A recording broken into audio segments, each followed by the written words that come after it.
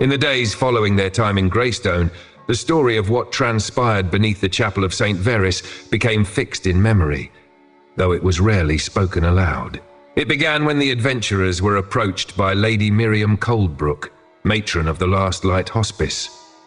A young girl named Linny had gone missing, last seen near the long-sealed chapel.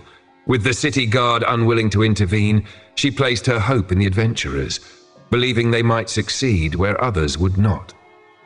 The adventurers agreed to investigate and made their way to the chapel, a structure avoided by the people of Greystone for decades. Though it stood at the heart of the city, it felt isolated, bound shut by chains, and surrounded by quiet unease. Gaining entry, they found the interior abandoned but heavy with the sense of something lingering beneath the surface. As they explored the chapel, they discovered a side chamber containing 4 mural portraits depicting the life of St. Veris. Through careful observation and knowledge of the saint's story, they determined that the murals were not merely decorative, but part of a hidden mechanism. By pressing the portraits in the correct chronological order, they activated a concealed system beneath the altar, revealing a stairway leading down into darkness below the chapel. Descending the narrow spiral, the adventurers entered an ancient crypt far older than the city above. There, at the center of the chamber, they found the missing child, alive but held in place by a strange and corrupted radiance. As they approached, undead creatures known as echo shades emerged from the walls, attempting to weaken and scatter the group through fear and draining attacks.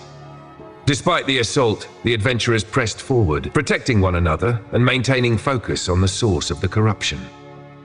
Deeper within the crypt, they confronted the being responsible, the fallen seraph of Veris, a once celestial guardian twisted by corruption and time. The seraph claimed the child as part of Veris's legacy and attempted to compel obedience through a warped echo of divine authority. The adventurers resisted its influence and engaged the seraph while continuing to fend off the echo shades.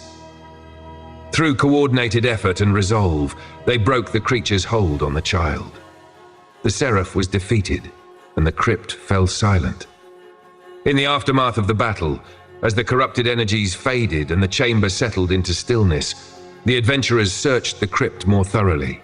Hidden against the far wall, partially concealed behind fallen stone and age-worn debris, they discovered an old chest, untouched by the corruption that had overtaken the chapel above.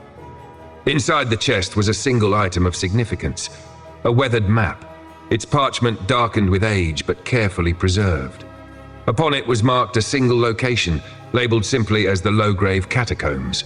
Beneath the name was etched a symbol that none of them mistook for coincidence, a black skull, rendered in obsidian ink and unmistakable in its meaning.